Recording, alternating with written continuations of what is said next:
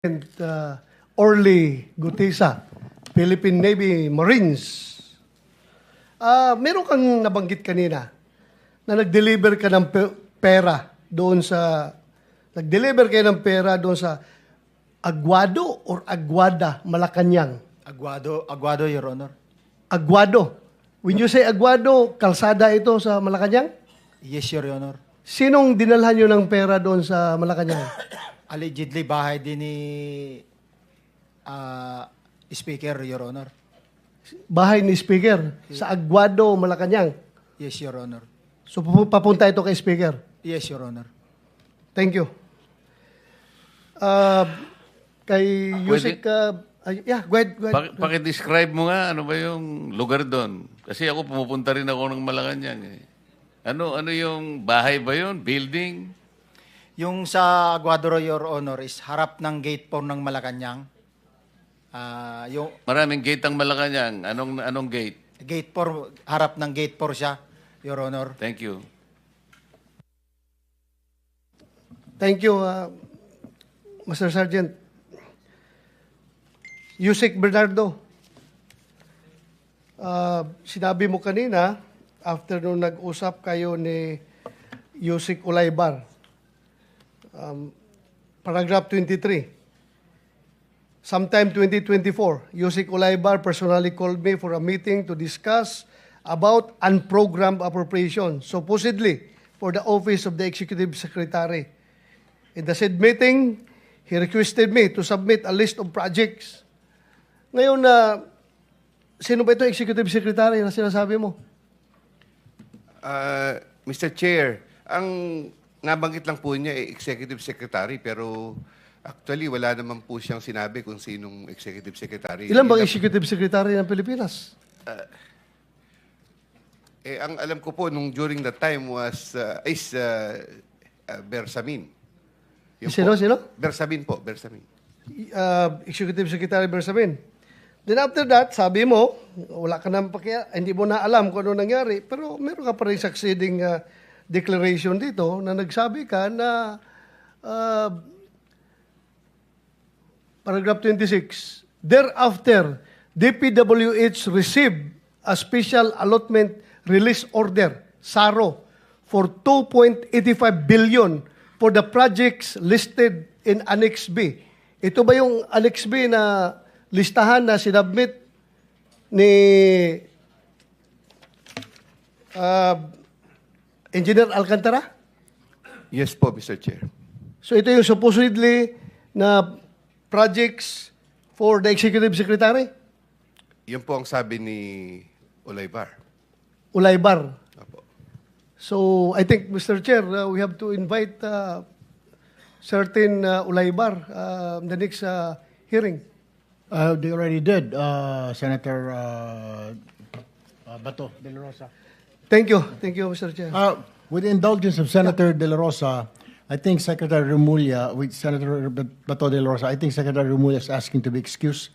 If no member seeks to ask any more questions, maybe we can allow him to go because he has other matters to attend to. I will take advantage of the Secretary's presence. Secretary, while you were away, Didak mo na sa time ko, ha? there was another witness who was presented before this meeting, and he is sitting on your right side. His name is Mr. Orly. Ano yung apelyido? Gutesa. And he was armed by a sworn statement which he read before us, subject of some interpellations, as you might have heard.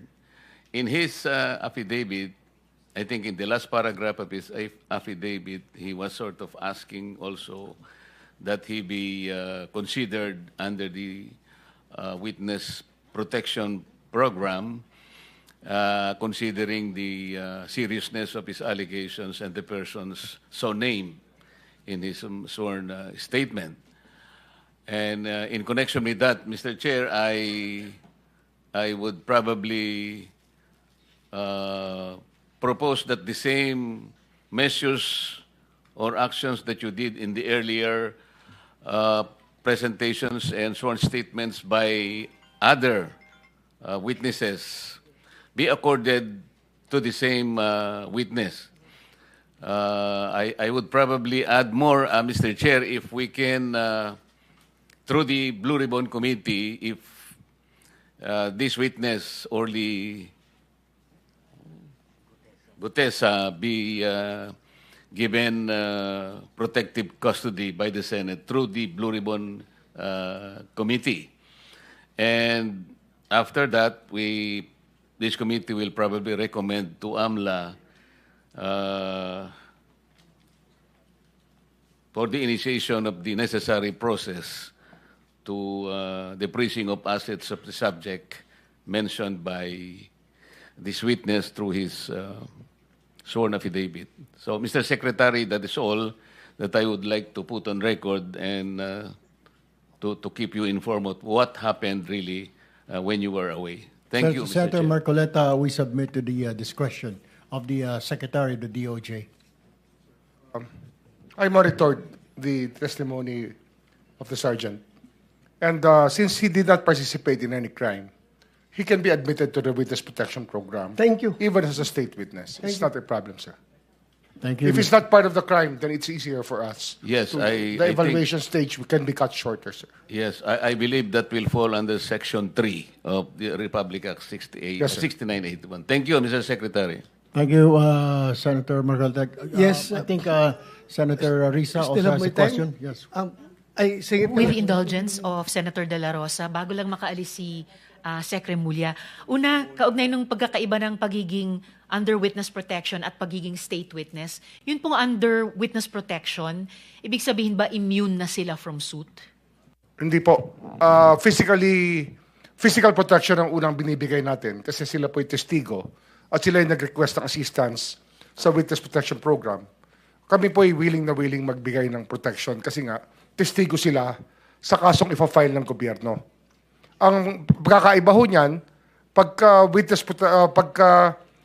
state witness na po yung tao, meron hong participation sa crime, kailangan ma-evaluate po para kung gaano kalakas ang testimony, kung paano ito magagamit, at kung sila po ay hindi the most guilty. Yan po ang kailangang evaluate dito. At siyempre, yung iba pa hong ebidensya kinakailangan na ilabas. Kasi ang hinahanap po natin dito, yung buong katotohanan lamang. Salamat, Secretary. At kaugnay pa rin sa hindi pagiging immune pa rin from suit, may plano po ba ang Department at pati ang Office of the Solicitor General na magsampa ng civil forfeiture cases sa ilalim ng batas kaugnay ng ill-gotten wealth dun sa mga kakasuhan? Opo, kasama ho yan. At kaya pagdating ho sa kaso kasi, ang good faith lagi natin hinahanap, ang willingness to cooperate lagi hinahanap. Kasi po, sa recommendation po sa judge later on, o kaya kung magpe-plea bargain, at least mas lenient po ang court. Salamat, Secretary. Dahil sa pagkakaindi ko rin po, hiwalay pa po yan sa posibilidad ng criminal case. Salamat, Secretary. Salamat, Mr. Chair at Salamat Senator po. De La Rosa. Go ahead, Senator. Thank you. Yes, Meron ba question isang question na lang? to Secretary Remulla. Earlier, you yesterday on the other day's hearing, you mentioned what cases you intend to file through the NBI when you got the statement of Engineer Bernardo. Would you inform this committee as to your findings with respect to Yusek Bernardo? I'm sorry, it was Engineer Alcantara, wherein you laid down the NBI recommendation to file cases. Do you have a similar The recommendation? same recommendation, sir. Same recommendation. Yes, sir, as the testimony of Engineer Alcantara. Oh, okay, thank you. And one more question, just to clarify.